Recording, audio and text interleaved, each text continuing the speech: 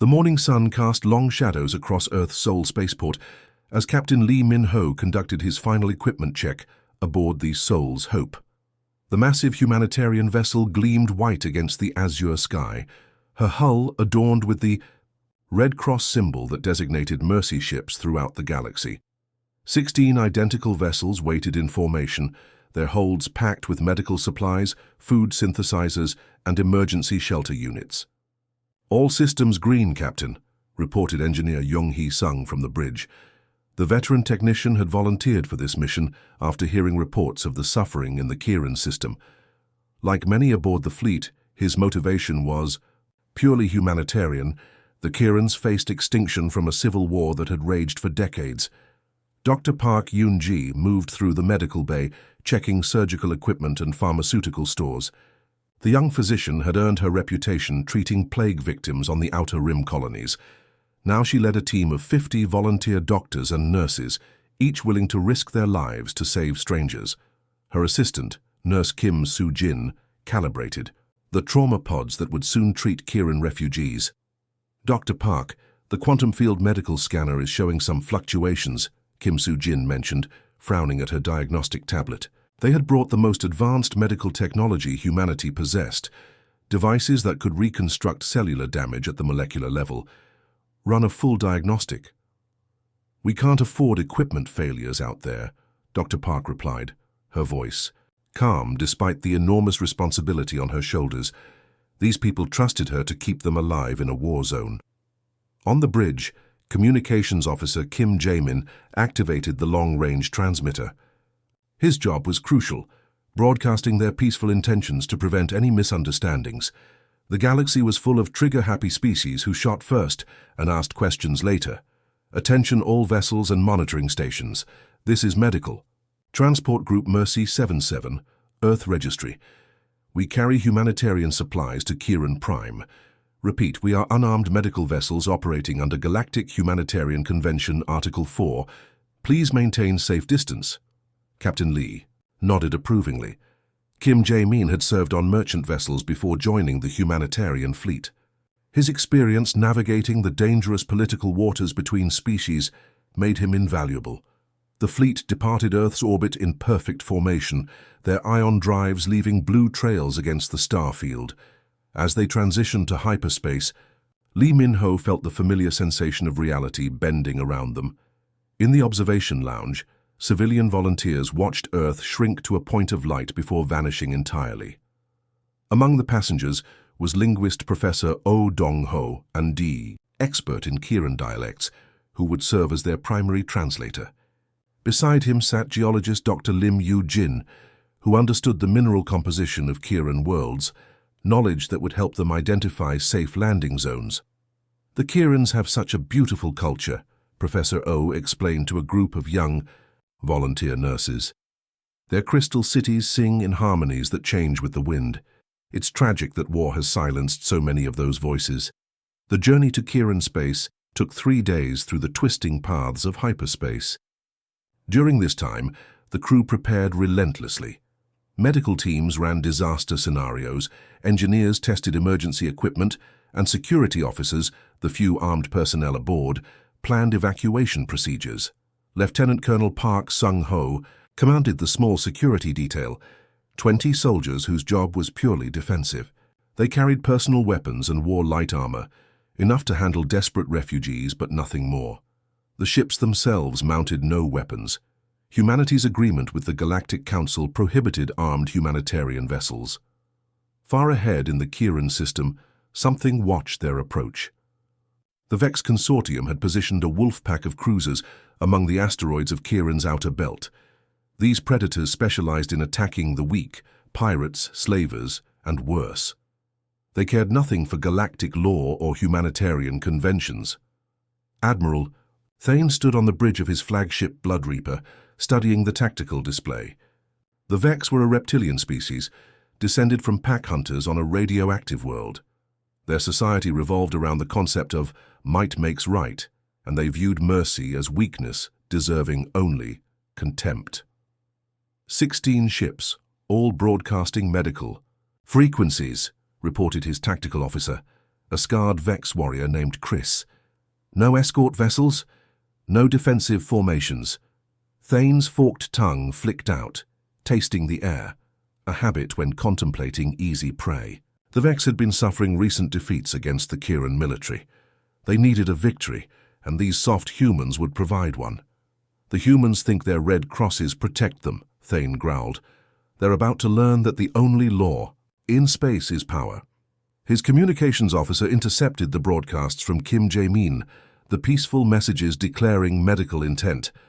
The Vex ships remained cloaked, their advanced stealth technology making them invisible to human sensors.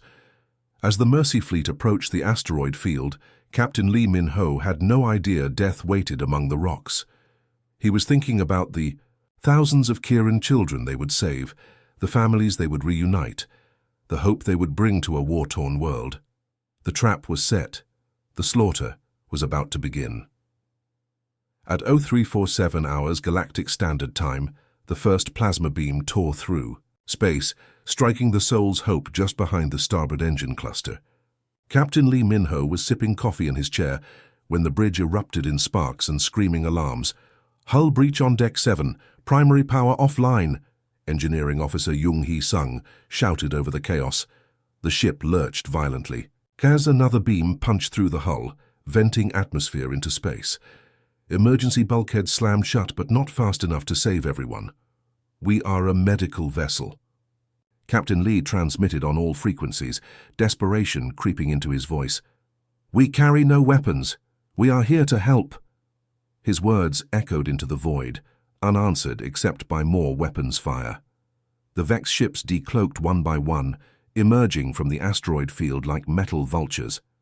Their dark hulls gleamed with a predatory purpose, plasma cannons glowing as they charged for another volley.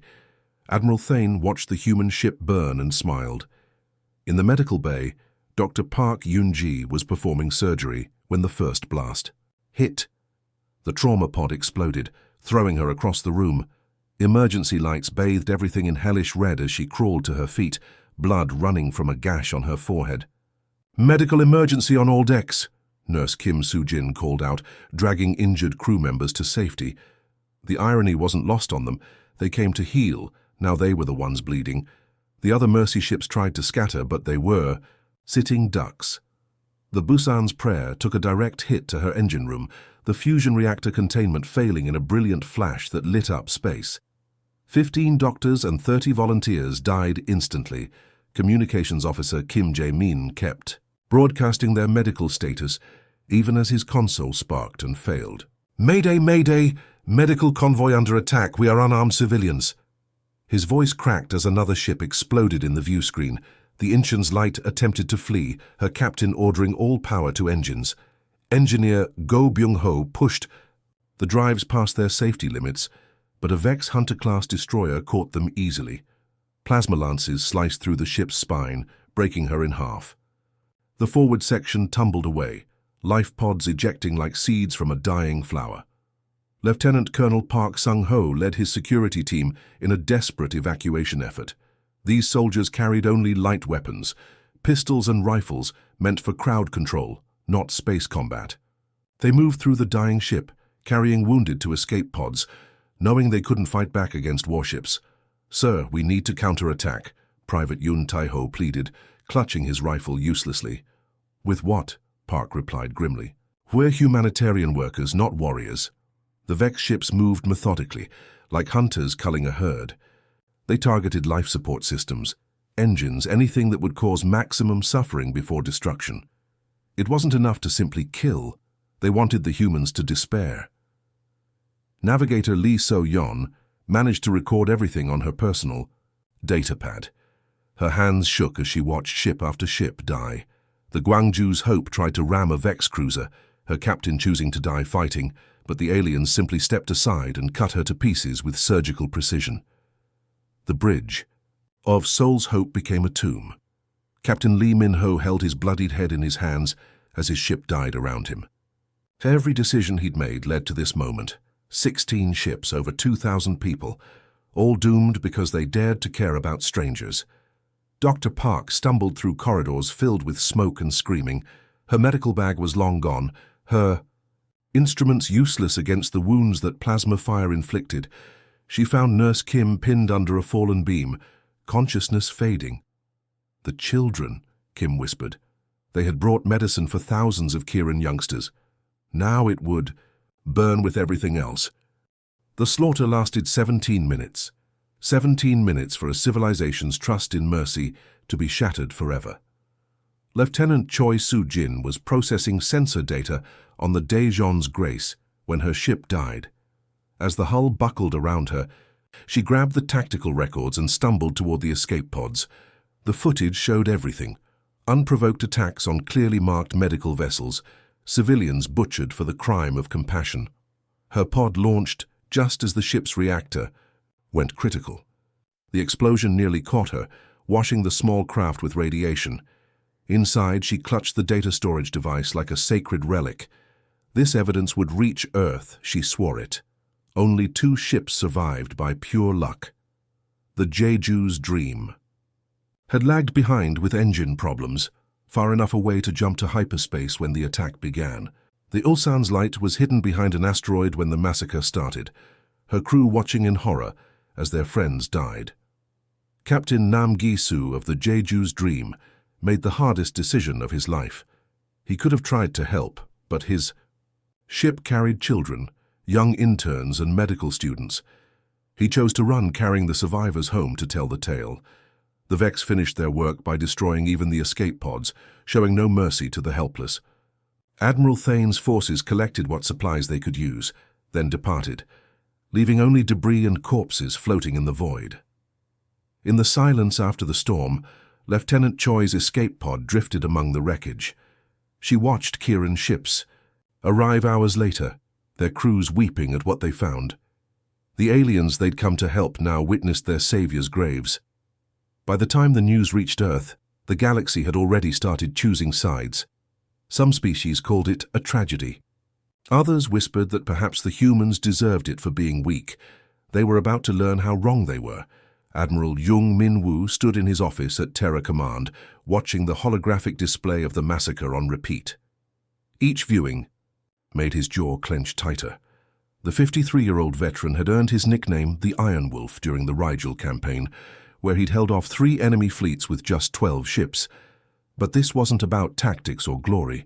This was personal. "Sir, the last survivor pods are being recovered," reported his aide, Commander Kwon Jung-soo. The younger officer's voice trembled with barely contained rage.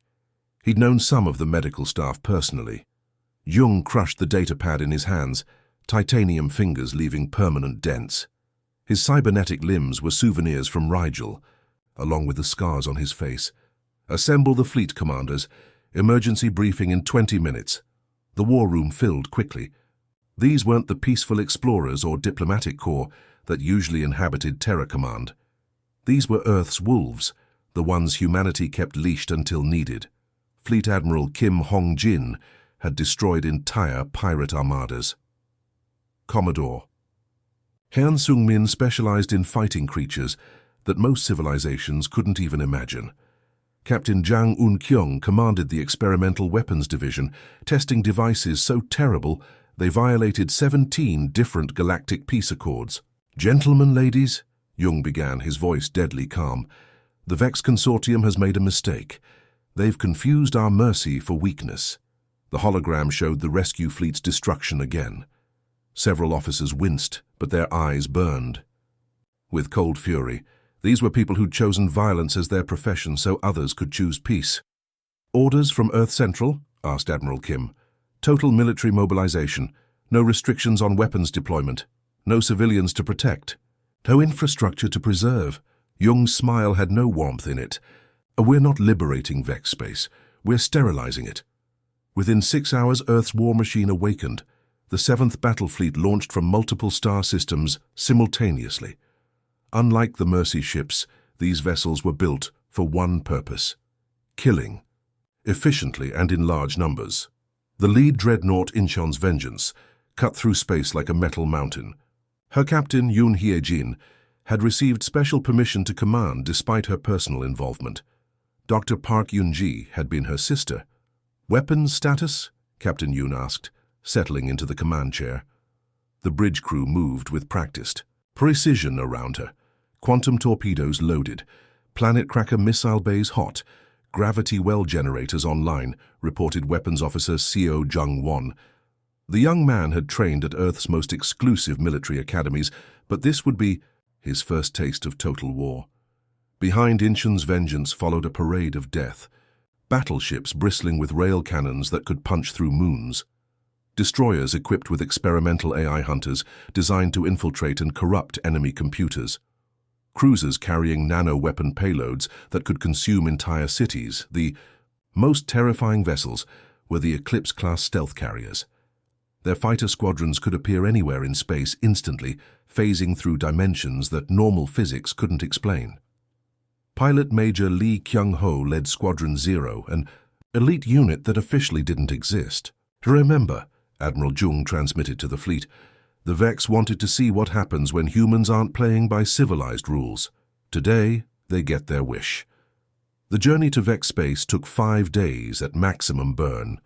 During transit, the fleet practiced maneuvers that the Galactic Council had banned centuries ago. Ships synchronized their fire to create gravitational anomalies.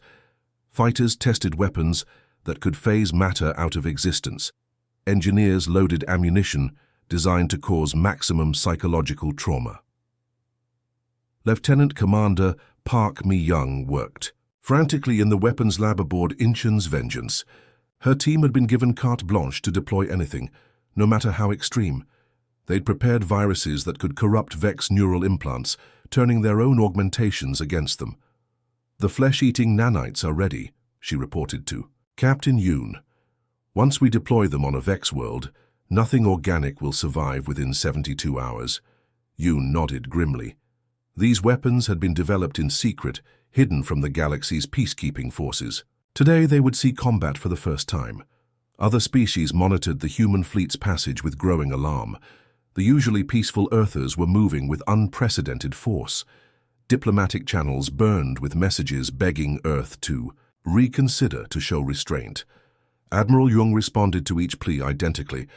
"You did nothing when they murdered our healers. Now you'll do nothing when we murder them." The Vex, meanwhile, celebrated their easy victory.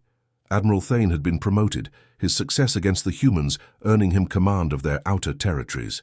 He didn't know that Earth's long-range sensors had already catalogued every Vex military installation, identified their fleet positions, and marked their homeworlds for destruction. As the 7th Fleet approached Vex space, Captain Yoon stood in her sister's quarters, now serving as a memorial. Medical journals lay open on the desk. A hollow photo showed Yoon-ji treating refugee children on some distant world. "You wanted to heal them all," Yoon whispered. "I'm sorry, sister. Today I only know how to hurt." The tactical display showed Vex patrol ships ahead, oblivious to their doom. In 15 minutes they would detect the human fleet. 30 seconds after that they would die. Admiral Jung opened a channel to all ships. His voice carried across the fleet with mechanical precision. "Warriors of Earth, today we write a lesson in the stars. Touch our healers, and we become something far worse than any monster you've created. Commence Operation Iron Fist. Show no mercy, for they showed none to us." The war had begun. The first Vex world died at sunrise. The planet Theriax housed a major military shipyard where Vex warships were built in orbital foundries. Admiral Jung's fleet arrived in perfect silence, cloaked by technology stolen from species the humans had defeated before. Captain Yoon watched the tactical display as her ship positioned itself above the foundries. Through the viewports she could see Vex workers moving between the massive structures, completely unaware of the death hovering above them. All ships, synchronized strike in 3, 2, 1. Incheon's vengeance opened fire with her quantum torpedo array. The first salvo blasted through the shipyard's shields like paper. Secondary explosions rippled through the facility as unfinished warships became bombs. Within minutes, a construction site that had taken decades to build was reduced to glowing fragments. The Vex patrol ships scrambled to respond, but they faced technology beyond their understanding. Commander Lee Dae-ho's destroyer squadron phased in behind them, using dimensional jump capabilities that violated known physics. Vex ships simply vanished as reality-tearing weapons deleted them from existence. The planet's surface, Vex Admiral Crone desperately tried to coordinate a defense. His command bunker was buried 3 kilometers underground, protected by energy shields and redundant systems. It didn't matter. Captain Jang Eun-kyung's experimental division deployed penetrator bombs that phased through solid matter. The bunker's lights flickered once, then went out forever. "Target eliminated," Jang reported, her voice empty of emotion. The experimental division had lost 12 officers on the Mercy fleet. Every Vex death was a small payment on an enormous debt. The human fleet moved like a plague of metal locusts, consuming everything in their path. They attacked 17 worlds simultaneously, their forces divided into precision strike groups. Each group had one mission: complete destruction of Vex military capabilities. On Zerion Prime, the Vex Military Academy trained their best officers. Thousands of young cadets learned the arts of war in sophisticated facilities. The humans arrived. During graduation ceremonies, Major Song Ki-tai led the orbital bombardment from his battleship. He watched the graduation parade through his targeting scope, neat rows of Vex cadets in dress uniforms celebrating their passage into adulthood. His finger paused over the firing control. "Sir?" asked his weapons officer. Song's sister had been a nurse on the Soul's Hope. Her body was still drifting in space, frozen and torn. "Fire!" he commanded. The academy became a crater. The next generation of Vex officers became ghosts. Meanwhile, Captain Shinbo Ram's stealth ships infiltrated Vex communication networks. These vessels were invisible to all sensors, using classified technology developed in humanity's deepest black sites. They didn't just destroy, they corrupted. "Uploading Virus Package 7, reported her cyber warfare specialist. The human AI constructs spread through Vex systems like digital cancer, turning their own computers against them.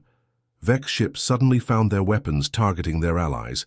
Their communication networks began broadcasting human propaganda. The psychological warfare was as important as the physical destruction. The humans wanted the Vex to understand what they'd unleashed. In the Kepler system, Vex trade convoys carried supplies between worlds. These were civilian vessels, protected by galactic law.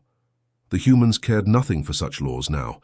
Commander Han Jae-sung's frigates intercepted every convoy, copying the Vex's own tactics. "Attention, Vex vessels," Han broadcast.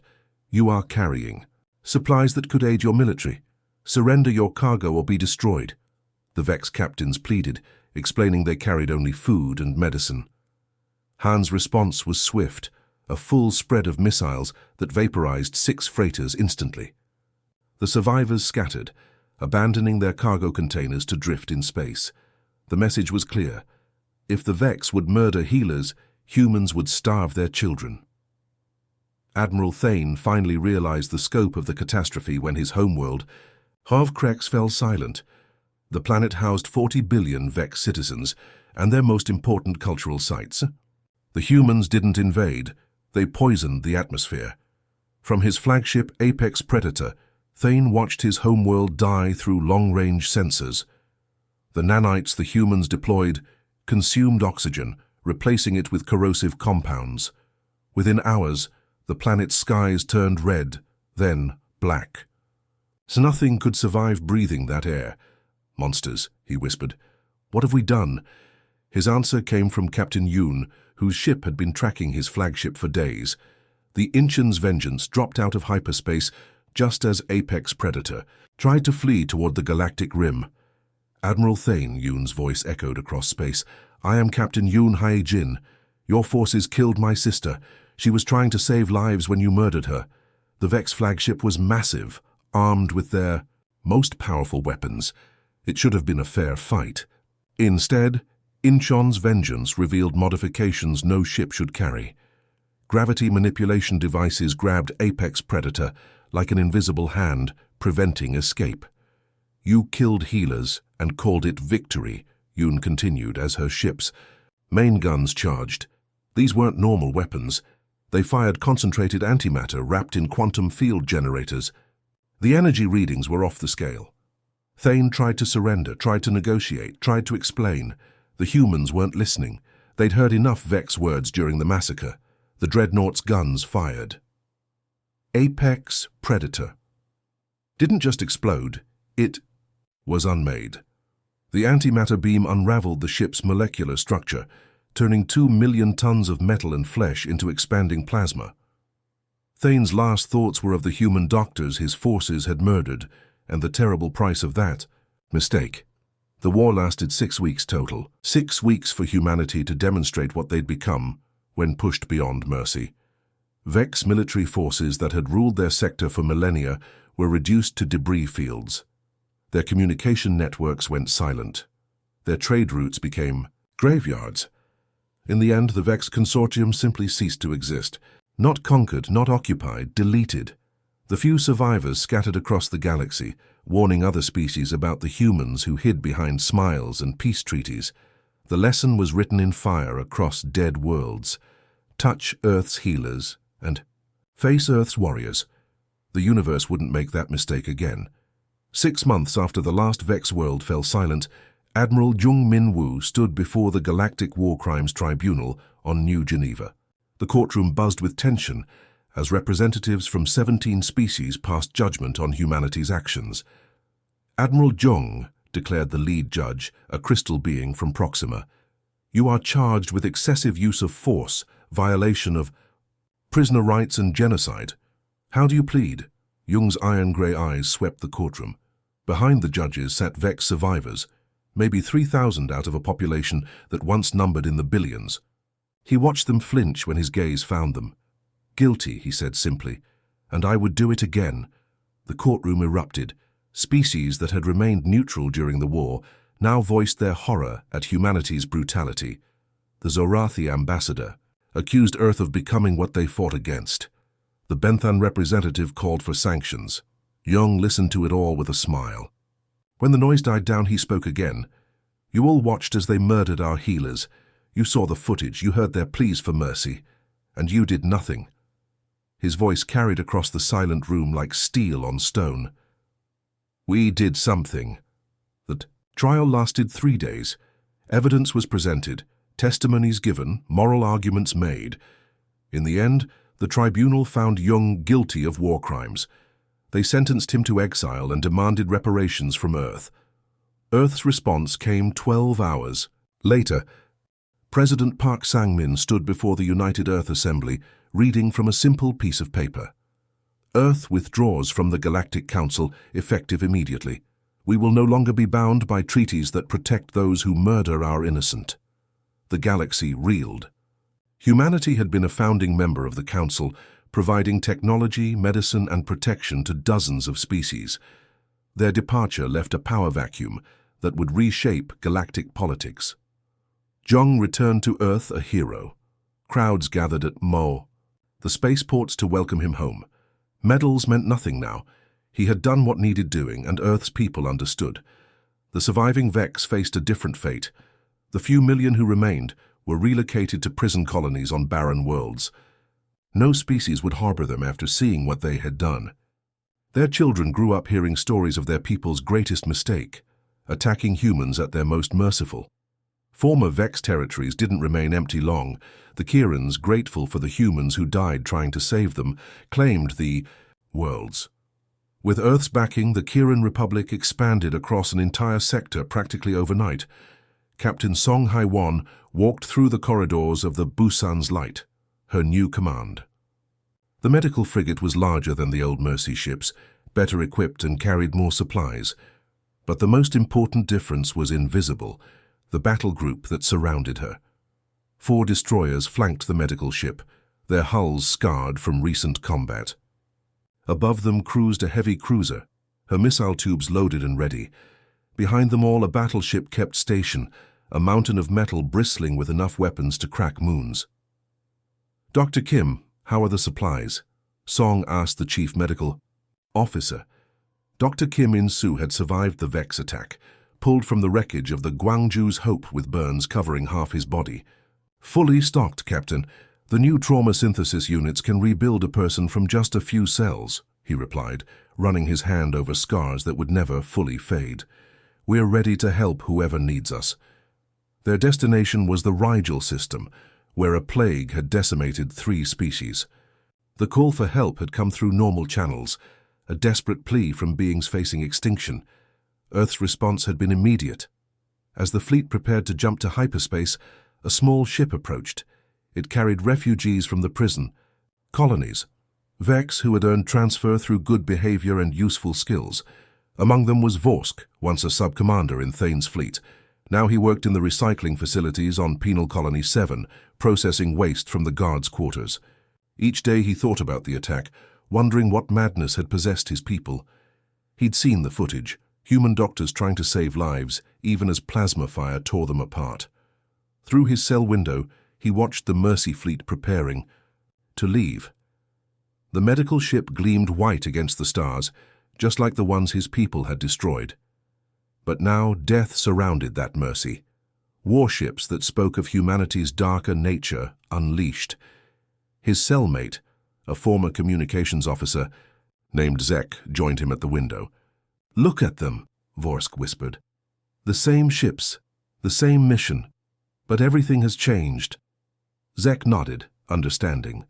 They both bore scars from the human retaliation. Zek had lost an arm when his communication station was vaporized. Vorsk's scales still showed burn patterns from escaping a dying ship. "We taught them to be monsters," Zek said quietly. "When we killed their angels, we awakened their demons."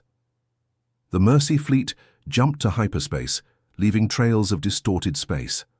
Other ships watched from a respectful distance. Freighters, passenger liners, even military vessels from various species. None approached too closely. The escort ships made their intentions clear. In the days that followed, similar scenes played out across the galaxy. Human medical ships departed for crisis zones, always accompanied by overwhelming military force. The message was unmistakable. Help would come, but try to stop it and face annihilation. The Vex prisoners told their children stories of the time before, when their people ruled a dozen star systems. They spoke of great fleets and conquered worlds, but they always ended with the same warning: never touch humanity's healers. They have the hearts of angels and the wrath of demons. We mistook one for the other and paid the price in blood and Years passed. New crises arose. Human medical ships answered every call, saving lives across the galaxy. Their escorts remained vigilant, weapons ready, watching for any sign of threat. The message had been written in nuclear fire across dead Vex worlds: harm a human healer and face humanity's true nature. The galaxy learned, and the galaxy remembered. The end.